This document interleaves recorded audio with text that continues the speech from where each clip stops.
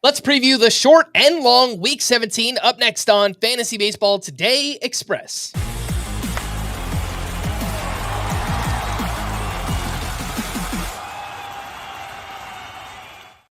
Welcome into FBT Express on Friday, July 18th. I am Frank Stampfl, joined by Scott White, and into the second half we go. Here's what we're going to do. We're previewing Week 17, regardless of what format you play in. So you are setting your lineup on Friday if you play for just the weekend or for the 10-day scoring period. We're going to preview both of those. Let's start with this weekend, Scott. The short Week 17, who are some sleeper pitchers you like for Friday, Saturday, and Sunday?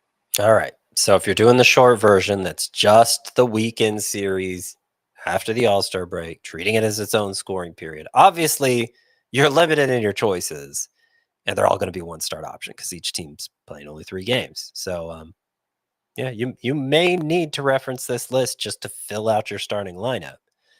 So my favorite is Sean Manaea. He is going against the Reds. Of course, he returned just before the All-Star break in a relief appearance, but he's going to be back in the rotation now. In that relief appearance, he's pitched about 3 innings, struck out 7, showed the same low arm angle that he adopted in the second half last year, went on to dominate from that point forward. It looks like it's just as effective. The Reds could be a better matchup, but they're actually not so great against lefties. Bottom 10 in OPS against lefties, and they're not going to be in Cincinnati for that start for Manaea, which also helps. I also like Slade Ciccone going against the Athletics, which again isn't a great matchup on paper, but they'll at least be, not in Sacramento. Very favorable place to hit. They'll be in Cleveland instead. And Ciccone looked great. His final start before the break, struck out 9 in 7 innings, and solid stat line overall. Slider and curveball both have great whiff rates. So I think he's kind of an underrated pitcher to begin with. Jeffrey Springs is going against the Guardians, who were terrible on offense down the stretch. I think Springs is a little risky moving forward. The strikeout rate isn't what it once was, and he is homer prone. But since the start of May, 14 appearances. He has a 3.20 ERA, 103 WHIP. Hard to argue with that, especially given the matchup. Trevor Rogers. He's got a 1.53 ERA, a 0.82 WHIP through 6 starts.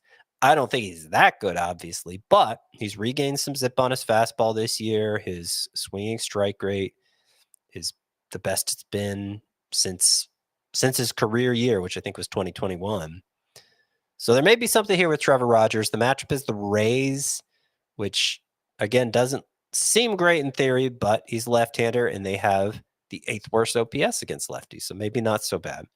Michael Wacha gets the Marlins, which isn't as good of a matchup as you might think it is, but I also think their lineup was kind of overachieving at the end of the second half, and Wacha seems like a fine choice. Sandy Alcantara, his last 3 starts in the first half were pretty ugly, but he continued to throw strikes at a nice rate. The stuff still looks good, and he gets the Royals to begin the second half, second worst offense in baseball. So you could do a lot worse than Alcantara, I think, again, in a week where your options are going to be very limited. We also have J.P. Sears here. He's going against the Guardians. Already talked about how favorable of a matchup that is. And they're especially bad against left-handers. Combined 3 earned runs over his last 3 starts, J.P. Sears. So a little risky, but, seems like he's worth mentioning here. All right, my last 3 here, streamer pitcher possibilities for the weekend, again, strictly for the weekend. Will Warren against the Braves. The Braves lineup is weak. He's got some swing and miss stuff. The outings have been short, so I don't love it, but we're getting kind of desperate here at this point. Jansen Junk, 2.68 ERA, 0.99 WHIP. Don't trust it at all because doesn't miss bats, gives up a lot of hard contact in the air. But hopefully we can trust it for at least one more turn for Jansen Junk against the Royals, the second worst offense in baseball. Might be worth the gamble. Finally, Andrew Heaney, he gets the White Sox. And remember when he had a 1.72 ERA after 5 starts? Hopefully he can recapture that with that favorable matchup. I mean, it's kind of a desperation heave, but, it's tough to fill out your lineup when you only have 3 days worth of games. Andrew Heaney, that was a long, long time ago. But the White Sox are pretty bad, so I can see it working out. Let's take a quick break. When we return, we'll get into the best hitter matchups and worst hitter matchups for the short Week 17 right after this.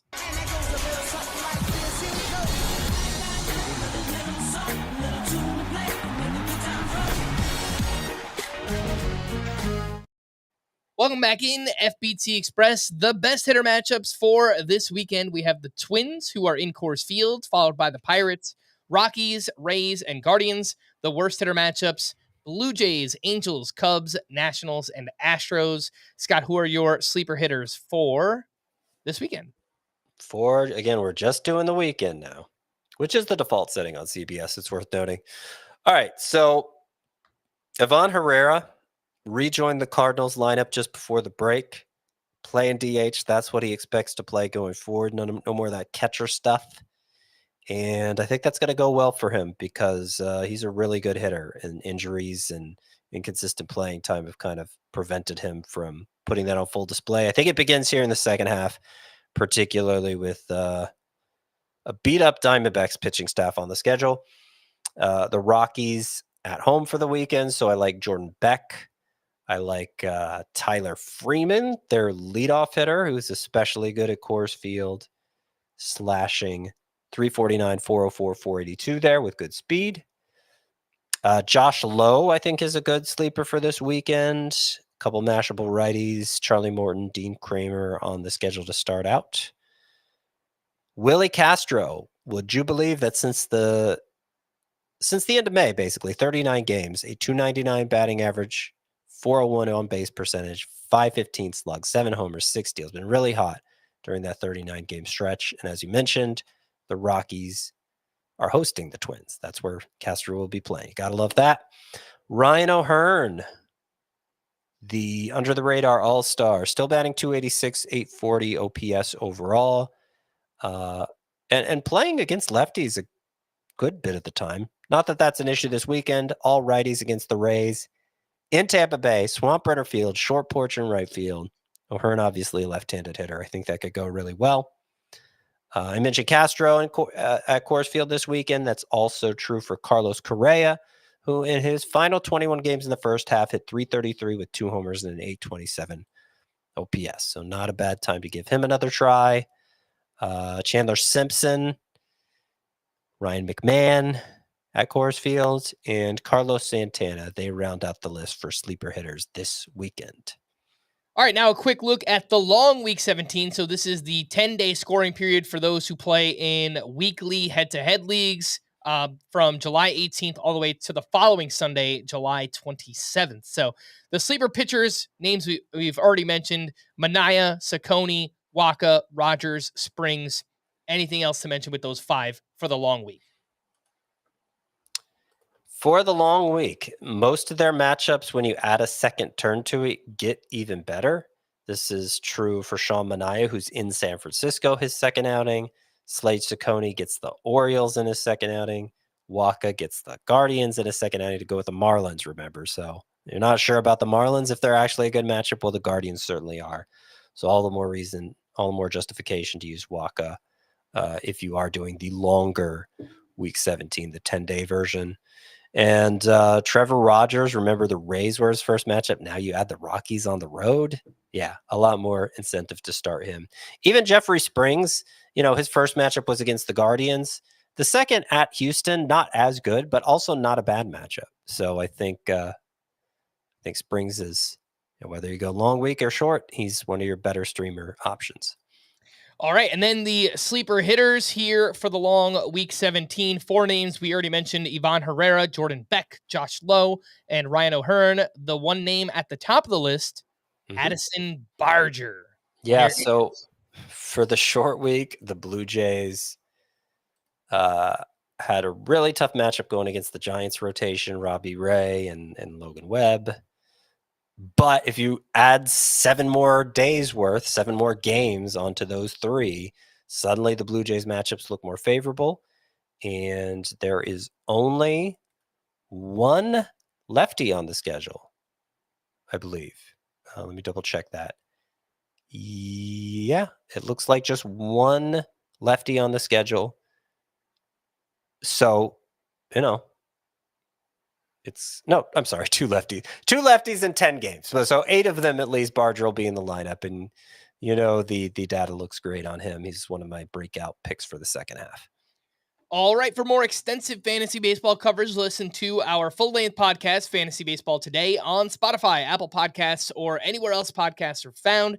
Thanks for listening to Fantasy Baseball Today Express, and we will be back again next week. Bye-bye!